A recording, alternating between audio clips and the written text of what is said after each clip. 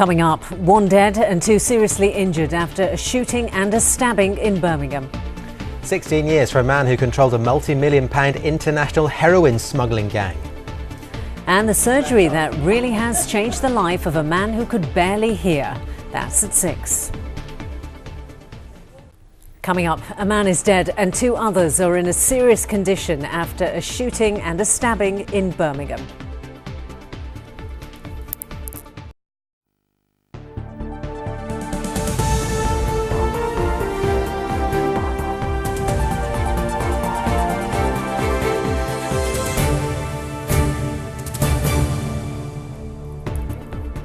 Hello and welcome to ITV News Central. On the programme tonight, a father of 3 dies after being shot in front of hundreds of people in broad daylight.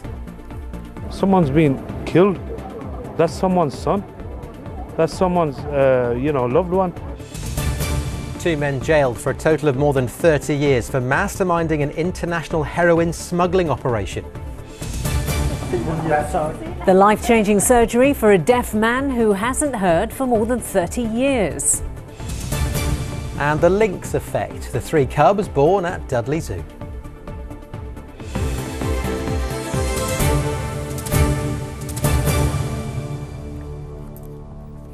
Good evening. A young father has died of his wounds after he was shot during violent disorder in the Sparkbrook area of Birmingham last night. A second man was shot and another stabbed during trouble yesterday evening. They're still in hospital and a large part of Sparkbrook remains sealed off by police tonight.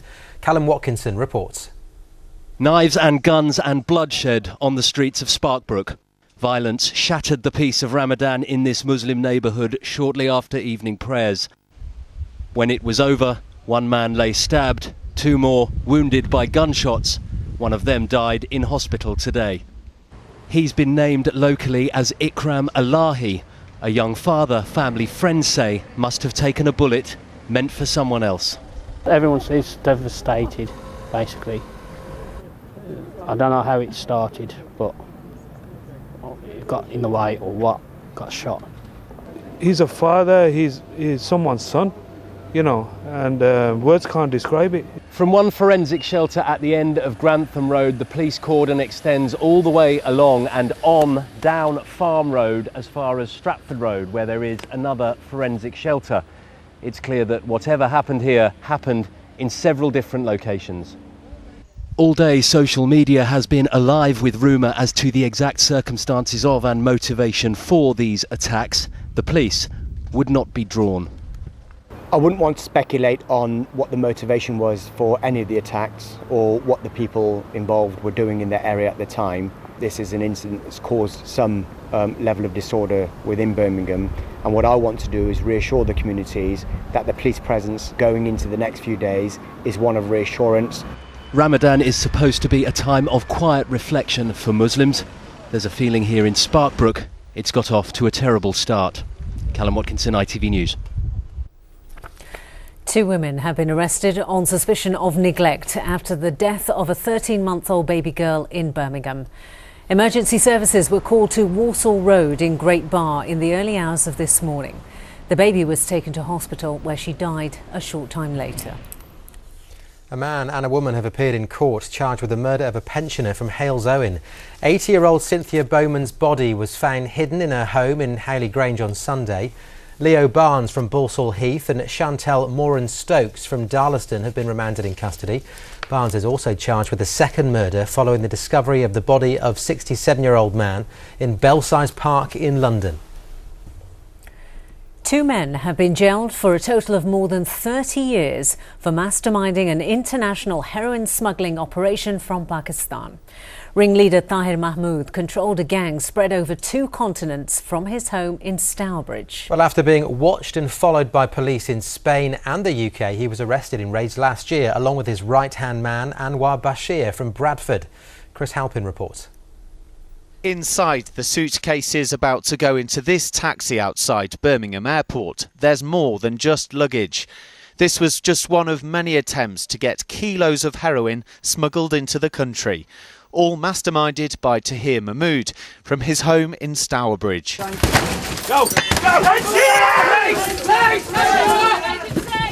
He was arrested in October in raids by the National Crime Agency after an international police surveillance operation. So too was Anwar Bashir from Bradford, who acted as Mahmoud's right-hand man.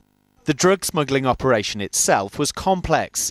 The heroin came from Pakistan and easily got through airport security with the help of corrupt officials. Most times the drugs went via Doha in Qatar, then on to Madrid. In Spain, the group organised themselves and couriers recruited before the consignments headed on. Düsseldorf Airport in Germany was chosen because the gang thought it had weaker security. To avoid detection, Mahmoud and Bashir wouldn't fly there directly. Instead, they'd go to Amsterdam, then catch a 2-hour train into Germany. But investigators were watching. By monitoring the gang's mobile phone calls, evidence was being gathered for more than 2.5 years. In total, 95 kilograms of heroin was seized, hidden in suitcases, worn underneath clothes, and even stashed in book covers. The estimated street value of the drugs found during the operation, £9.5 million. These were two key men at the centre of a network of individuals that had considerable resources and criminal sophistication. That is quite apparent and was apparent throughout our investigation, both in terms of the types of concealment they took and the other steps they made to evade detection. And again, ultimately, we're pleased that now they're in jail. Today at Birmingham Crown Court, 43-year-old Bashir and 53-year-old Mahmoud were both sentenced. Bashir ordered to serve a minimum of 15 years in prison after being found guilty in a 6-week trial. Mahmoud pleaded guilty in January. Upon sentencing, the judge told Mahmoud he'd built up an international team of people on which he could rely to ensure that significant quantities of drugs could be trafficked in what he described as an almost breathless enterprise. Mahmoud was sentenced to a minimum of 16 years in prison for bringing what the judge described as the evil commodity of heroin into Europe and relying on its trade at the misery of others. Chris Halpin, ITV News, Birmingham Crown Court. Next tonight, a council has decided at the 11th hour not to send bailiffs in over non-payment of bus lane fines. Tom McElroy says he shouldn't have received them because there were no warning signs. Birmingham City Council says there were signs, but it's been criticised by a tribunal which says some warning signs in bus lanes were inadequate. They said tonight they'll investigate Tom's case, one of 18,000 they're looking at. Mark Goff reports. They caught out thousands. The bus lane cameras were there to catch car drivers who shouldn't be in the bus lane.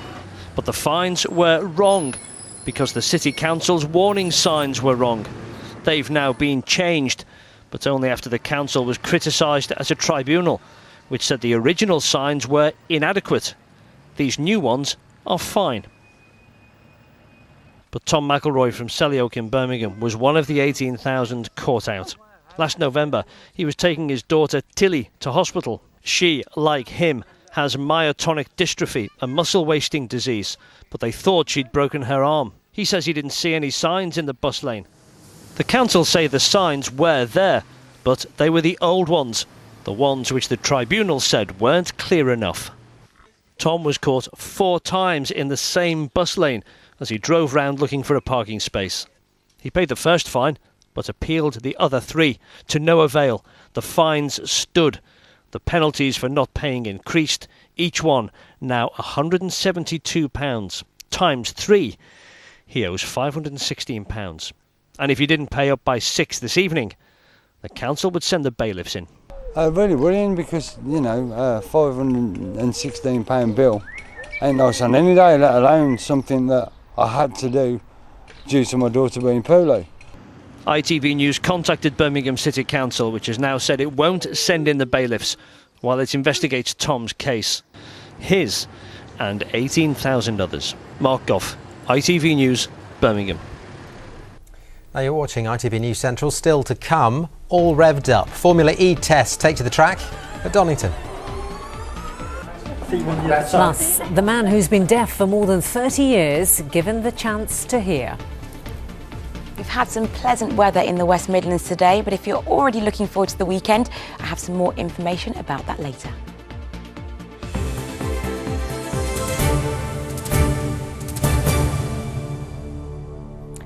A mother who abandoned her newborn baby daughter in a park in Birmingham has been given a 6-month sentence, suspended for 2 years. Well, the baby was discovered by a man out walking a dog in the Stetchford area last October. The woman, who can't be identified, admitted willfully abandoning her baby in undergrowth. Police said the child could have died within an hour due to her low body temperature.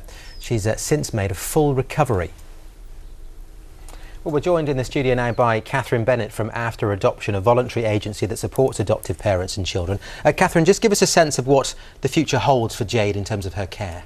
So I imagine that social services are now looking at the permanency plans for Jade, so what's going to happen to Jade in the future, and they'll be looking at can she go back to her birth family, and they may also be exploring whether adoption is the best future plan for her.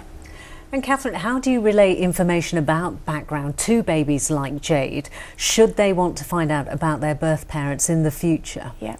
So if Jade, if we place Jade with one of our adoptive families, we would be recommending and advising our adoptive parents right from the start of Jade's placement with them to be sharing age-appropriate information with her about her background, about what's happened to her, and about her family, her birth family, and that's really important from working with adopted adults, that they know all about their history. And I guess in this situation, or situations like this where the baby has been abandoned, particularly traumatic as she gets older, to find that out, how do you begin to help her cope with getting to know that information? Yeah, so we would recommend that the adoptive parents, if was adopted, share that really early on with her, so it's not a big secret, that's just part of her life, and she integrates that into her sense of... How early would you say? So probably from when she's the idea of that she's adopted, very early, from toddlerhood, and then explaining a little bit more information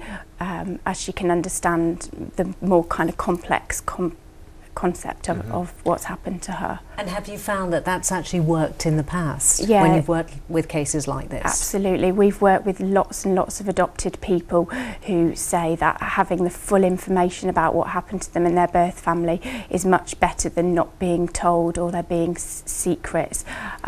So yeah, definitely much better to be open and honest with. Okay, Catherine, really interesting stuff. Thank you very much for coming in to talk to us today. Thank you. Now, in a highly critical report, MPs have condemned what they say is the scandalous failure to protect girls in the Midlands from becoming victims of female genital mutilation. The estimate is that many thousands are affected, even though the practice has been illegal in the UK since 1985. The Leicester MP and Chair of the Home Affairs Committee, Keith Vaz, has called for a national plan of action.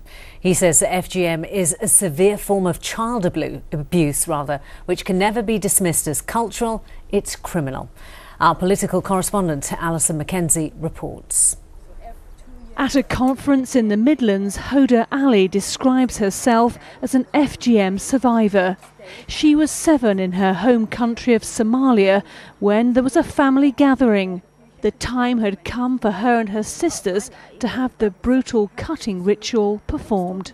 We were cut at home and there was people watching, there was our neighbours there, there was my friends from school. She was okay until the rudimentary anaesthetic wore off. I just felt like I was in hell. I was just burning. I was so much in pain, and the only way to explain it was like somebody put a hot oil on my skin. FGM is also being practiced here in the Midlands. Today's report calls for the silence surrounding it to be broken. We want to make it absolutely clear, let the word go out when people read this report, that this is not cultural, it is criminal.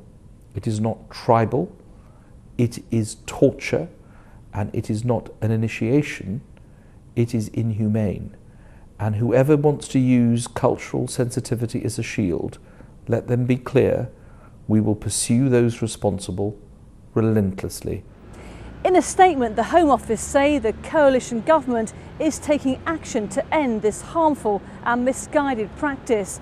In the summer, the Prime Minister will hold the UK's first Girls' Summit, aimed at ending it within a generation.